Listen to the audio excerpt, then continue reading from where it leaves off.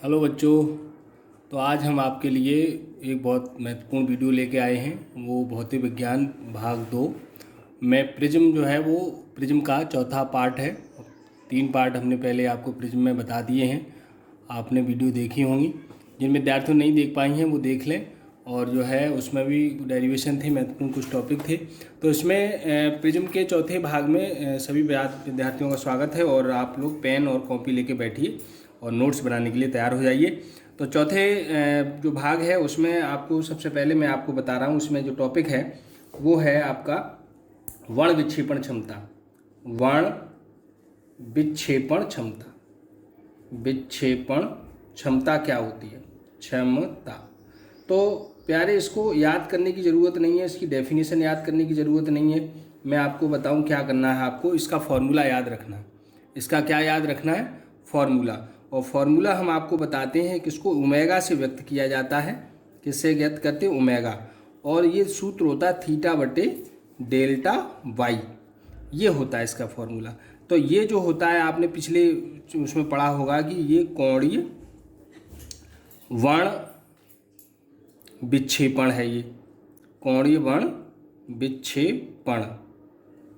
और ये जो नीचे वाला है ये आपका है मध्यवर्ती रंग का विचलन। और मध्यवर्ती रंग जो है वो आपका क्या होता है? पीला होता है। मध्यवर्ती रंग कौन सा होता है? पीला होता है। तो ये ध्यान रखना, थीटा क्या होता है? कोणीय वर्ण विक्षेपण होता है। और डेल्टा वाई है वो मध्यवर्ती रंग यानी कि पीले रंग का विचलन कोण है। पीले रंग का विचलन कोण है। और ये क्या है?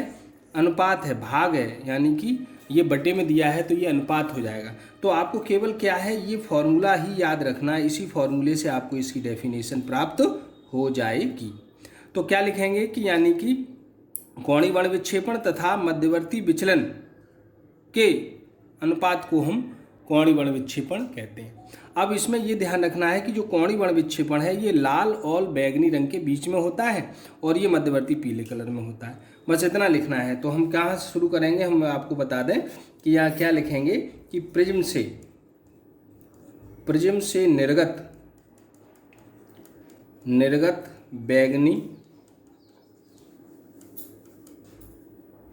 बैगनी रंग तथा लाल रंग का कोणीय वर्ण विक्षेपण थीटा तथा मध्यवर्ती रंग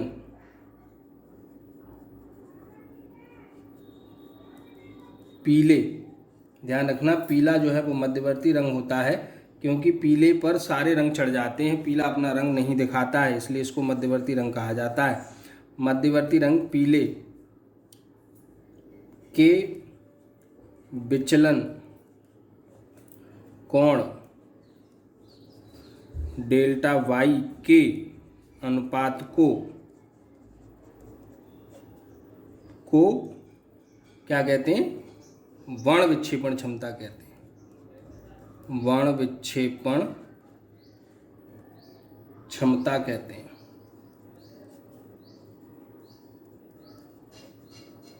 ठीक है बच्चों। तो इसमें आपको केवल फॉर्मूला याद रखना है कि ओमेगा बराबर थीटा अपॉन डेल्टा वाई। और थीटा ध्यान ये रखना है कि कोणीय वर्ण विक्षेपण क्षमता होता है और डेल्टा वाई जो है वो पीले रंग का यानी मध्यवर्ती कलर का विचलन कोण होता है। दोनों के अनुपात को हम कोणीय वर्ण विक्षेपण क्षमता कहते हैं। तो केवल आप फॉर्मूला याद रखिए, डेफिनेशन याद रखने की जरूरत नहीं है। अब आगे क्या लिखेंगे कि इसे ओमेगा से व्यक्त करते हैं। ओमेगा से व्यक्त करते हैं। ठीक है बच्चों। तो ये जो सारा था ये हमने आपको समझाने के लिए बताया था। ये आपको इसमें केवल समझना है, यहाँ से आपको लिखना है। तो इसे ओमेगा से व्यक्त करते हैं। अब आ जाइए ओमेगा का फॉर्मूला क्या है। ओमेगा का फॉर्मूला यही है कि थीटा बटे डेल्टा वाई। न्यूमेरिकल में हमें काम ये आएगा कि यानी कि यदि कोणीय वर्ण विक्षेपण दिया है और मध्यवर्ती कलर का विचलन दिया है तो हम ओमेगा पूछा है तो हम ये लगा देंगे। ठीक है। परंतु हमने ये पढ़ा है कि थीटा इज इक्वल टू होता है हमारा डेल्टा वी माइनस के डेल्टा आर, यानी कि बैगनी और लाल रंग का जो डेल्टा वो थीटा होता है वो उनके विचलन के अंतर के बराबर होता है। ये रख दीजिए। रखने पर तो हम ये रखेंगे तो ओमेगा इज इक्वल टू क्या हो जाएगा, डेल्टा बी माइनस के डेल्टा आर बटे डेल्टा बाई। एक ये फॉर्मूला हो गया विचलन के पदों में, यानी कि बैगनी रंग का विचलन डेल्टा वी और रेड कलर का विचलन डेल्टा आर और डेल्टा बाई तीनों दिए हैं, तो हम यहाँ से हम ओमेगा का मान निकाल लेंगे। ठीक है बच्चों, अब क्या करेंगे कि हमने एक फॉर्मूला पढ़ा है कि विचलन वाला, विचलन कोण का फॉर्मूला हमने पढ़ा है, तो अब वो हम आपको विचलन का बताते हैं। तो विचलन क्या होता है कि विचलन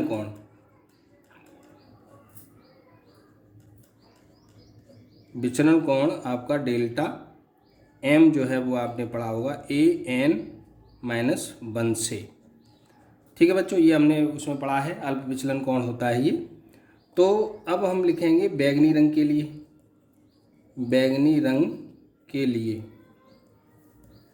तो बैगनी रंग के लिए क्या करेंगे, ये यहाँ बी लगा देंगे और प्रिज्म कोण, प्रिज्म एक ही रहेगा, जब तक प्रिज्म नहीं बदलेगा तब तक ये नहीं बदलेगा, अपवर्तनांक बदल जाएगा, तो ये NV-1।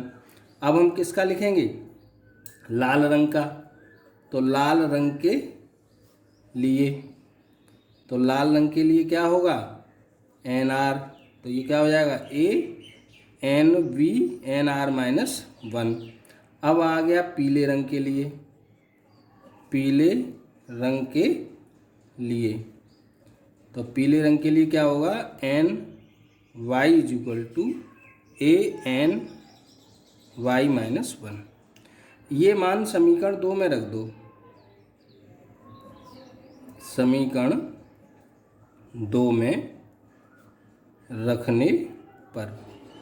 ठीक है बच्चों, तो फिर यहाँ रखो, देखो ये ओमेगा है हमारा, ये डेल्टा बी है, तो डेल्टा बी का मान ये लगा दो ANV-1, ये आर है, ये आर का मान लगा दो माइनस A और NR-1 बटे ये बाई है, ये बाई का मान लगा दो A और NY-1। ऊपर से हम क्या करेंगे, अब हम ऊपर से कॉमन लेंगे, तो ये हमारा यहाँ तक ये पूरा हो गया। अब हम यहाँ पे क्या करेंगे कि आप ऊपर से कॉमन ले लीजिए। ठीक है, तो ऊपर से A कॉमन लेंगे हम, तो A जब कॉमन लेंगे तो ओमेगा इज इक्वल टू हमारा हो जाएगा, A कॉमन ले लीजिए, तो NV-1। अब ये माइनस अंदर घुसेगा तो ये माइनस प्लस कर देगा, तो -NR+1, ये नीचे जैसा का तैसा, तो A और NY-1, ये ओमेगा से ओमेगा कैंसिल हो गया। ठीक है, तो ओमेगा इज इक्वल टू क्या बचेगा, ये 1 से 1 माइनस प्लस कट गए, तो NV- के NR और नीचे बचा है NY-1। ये हमारा ओमेगा का फॉर्मूला निकल आया अपवर्तनांक के पदों में। तो यहाँ NR लाल रंग का अपवर्तनांक है, NV बैगनी रंग का अपवर्तनांक है और NY पीले रंग का अपवर्तनांक है। ठीक है बच्चों, अब ये हमारा इसका जो है ये 3 सूत्र हैं, एक तो ये विचलन कोण के पदों में, ये अपवर्तनांक के पदों में। अब एक ध्यान ये रखेंगे कि कभी क्या होता है कि मध्यवर्ती वो नहीं दिया है, तो एक ध्यान रखना कि NY निकालने का एक फॉर्मूला होता है, जैसे हमें NV दिया है और NR दिया है, तो दोनों को जोड़कर 2 का भाग दे देंगे तो वो हमारा क्या निकल आएगा, NY का फॉर्मूला निकल आएगा।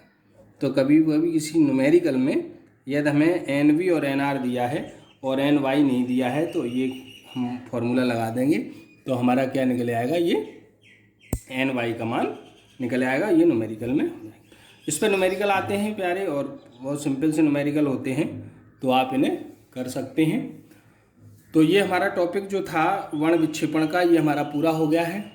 तो सभी बच्चे इसको नोट कर लें और इसका नोट्स बना लें, बहुत बढ़िया है। और इसका केवल आपको सूत्र याद रखना, बस डेफिनेशन कुछ नहीं। और जितने भी हमने पहला समीकरण, दूसरा समीकरण और 3 समीकरण, ये 3 याद रखने हैं और ये न्यूमेरिकल में आपको काम आएगा एन वाई बराबर एन बी प्लस एन बटे 2। ठीक है बच्चों, तो इसको आप नोट कर लीजिए। ओके।